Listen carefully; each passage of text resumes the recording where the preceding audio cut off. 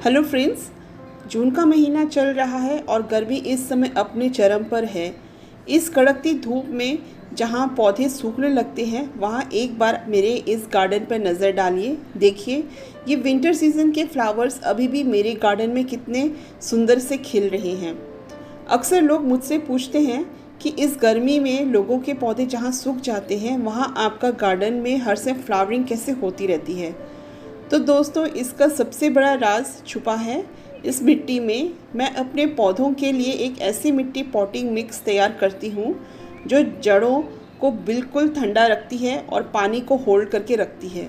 और आज मैं वही स्पेशल मिट्टी आपके सामने लाइव तैयार करने वाली हूँ, वो भी एक ऐसी खाद के साथ जो मार्केट में बहुत महंगी मिलती है पर मुझे मिली है बिल्कुल फ्री।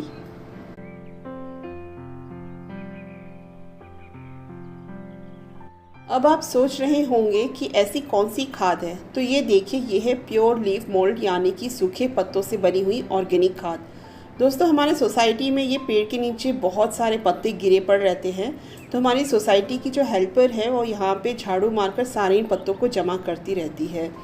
तो मैं काफ़ी दिन से नोटिस कर रही थी कि ये पक्का ही बहुत ही अच्छी खाद बन चुकी होगी। ठंड में धूप हो बारिश हो उनका नेचुरल डिकम्पोजिशन होता रहता था। और जब मैंने उन पत्तों के ढेर को थोड़ा हटाया तो मुझे नीचे मिली ये खाद। आप इसका कलर देखिए, ये कितनी ज़्यादा वेल कंपोज्ड हो रखी है, एकदम काली भुरभुरी और हल्की। नेचर ने बिना किसी केमिकल के खुद इसे सदियों पुराने तरीके से डिकम्पोज किया है। इसको गार्डनिंग का ब्लैक गोल्ड कहते हैं, जो मिट्टी को टाइट होने से रोकती है और समर में प्लांट्स के लिए किसी कोल्ड ड्रिंक का काम करती है। अगर आपके आसपास भी पुराने पेड़ों के नीचे ऐसी सड़ी गली पत्तियों की खाद मिल जाए तो उसे ज़रूर इस्तेमाल करें। ये बिल्कुल फ्री, नेचुरल और पौधों के लिए बेहद लाभदायक खाद है। इस खाद की सबसे बड़ी खासियत ये है कि ये पूरी तरह से ऑर्गेनिक होती है और मिट्टी को बेहतर बनाती है।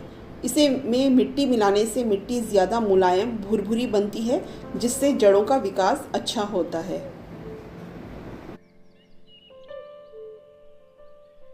ये देखिए, मुझे कितनी सारी सूखी पत्तियों की खाद मिल गई है जो पूरी तरह से डिकम्पोज हो चुकी है, और यहाँ पे बहुत सारे और भी खाद पड़ा हुआ है। तो मेरा जब मन करेगा मैं यहाँ से बहुत सारी खाद ले सकती हूँ अपने प्लांट्स को लगाने के लिए।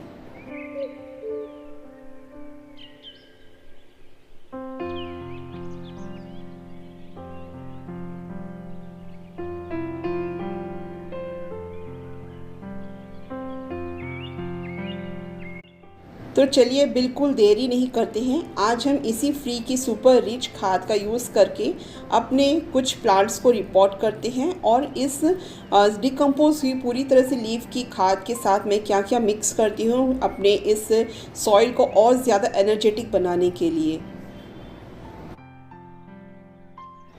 तो ये देखिए, ये जो मेरे को डिकम्पोज हुई लीफ की खाद मिली है कितनी अच्छी क्वालिटी की लग रही है। आप देख सकते हैं इसमें पत्तियां भी हैं कुछ, और इसमें स्टिक्स भी पड़ी हैं, तो इनको अच्छी तरह से साफ़ करना पड़ेगा पहले तो मुझे सॉइल रेडी करने के लिए। इसमें पहले तो मैं ऐसी चीज़ों को हटा दूंगी जो जैसे इसमें कोई पत्थर हो या प्लास्टिक का कोई चीज़ हो, उन सबको मैं इस डिकम्पोज हुई लीफ की खाद से सारा कुछ रिमूव करूँगी। जैसा कि मैंने बताया, ये न्यूट्रिशियस तो है ही, पर इस मौसम में ये मिट्टी तो बिल्कुल टाइट नहीं होने देगी और पौधे को गर्मी से बचाएगी।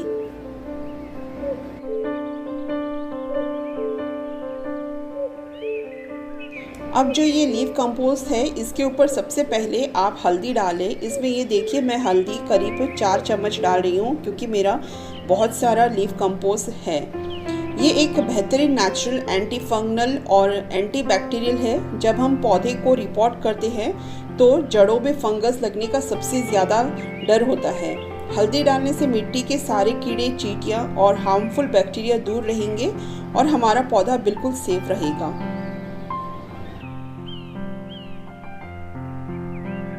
हल्दी के बाद अब इस खाद में हम गार्डन सॉइल मिलाएंगे। मिट्टी हमारे पौधे के लिए बहुत ज़रूरी है क्योंकि ये पौधे की जड़ों को एक पकड़ बनाकर रखती है, जिससे हमारा पौधा सीधा खड़ा रहता है। दोस्तों, आप जब भी कोई सॉइल मीडिया रेडी करते हैं उसमें कंपोस्ट देने के साथ साथ अगर आप राइस हस्क का इस्तेमाल करेंगे तो आपको ज़्यादा अच्छा रिजल्ट मिलेगा। राइस हस्क मिट्टी को हल्का और भुरभुरा बनाने में मदद करता है। इससे मिट्टी में हवा संचार बेहतर होता है और पौधों की जड़ों को अच्छी तरह फैलने का मौका मिलता है। लीफ कंपोस्ट में भी ऑर्गेनिक मैटर बढ़ाते हैं। हल्दी मिट्टी को स्वस्थ रखने में मदद करती है और राइस हस्क मिट्टी की बनावट को सुधारती है। इन तीनों मिश्रण को मिक्स करके आप एक बहुत ही अच्छा बेस्ट सॉइल मीडिया रेडी कर सकते हैं अपने प्लांट्स के लिए। तो चलिए कुछ प्लांट्स को मैं रिपोर्ट करती हूँ। जैसे मैंने यहाँ पर ये बोगनविला प्लांट की कटिंग मैंने लगाई थी करीब 2 महीने पहले। अभी ये काफ़ी अच्छी तरह से ग्रो हो चुका है और बड़ा हो रहा है, तो अभी इसको एक बड़े प्लांटर की ज़रूरत है। और दूसरा प्लांट मैं जो रिपोर्ट करूँगी वो है क्रोटॉन का। इसको भी मैंने बहुत सारी कटिंग्स लगाई थी एक छोटे से प्लांटर में, और ये देखिए इसकी भी सारी लीव्स निकल के आ गई हैं, अच्छा ग्रोथ हो चुका है। अभी ये सही समय है इनको एक नया पॉट देने का और एक बेस्ट सॉइल मीडिया देने के लिए।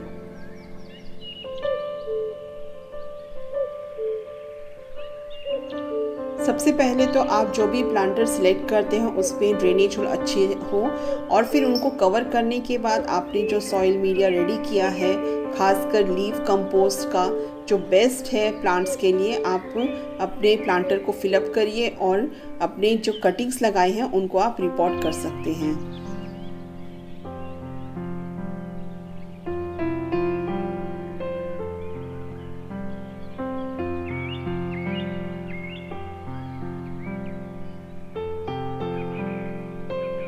प्लांट को रिपोर्ट करते समय जब आप छोटे पॉट से अपने कटिंग्स को बाहर निकालते हैं तो बहुत ही सावधानी से निकालिए, क्योंकि इस टाइम अगर इसकी रूट्स अगर हिल जाएंगी तो आपका प्लांट जो ग्रो हो चुका है वो स्ट्रेस में जा सकता है। तो देखिए ये बोगनविला की रूट्स कितनी अच्छी तरह से ग्रोथ हो चुकी हैं, काफ़ी अच्छी ग्रोथ हो चुकी है। तो ये मैंने सही किया है अभी इसको रिपोर्ट करने के लिए, और इसी सॉइल मीडिया में मैं इसको लगाकर 2 दिन तो मैं इसको शेड में रख दूँगी। उसके बाद ही मैं इसको सनी वाली जगह, धूप वाली जगह में इसको निकालूंगी।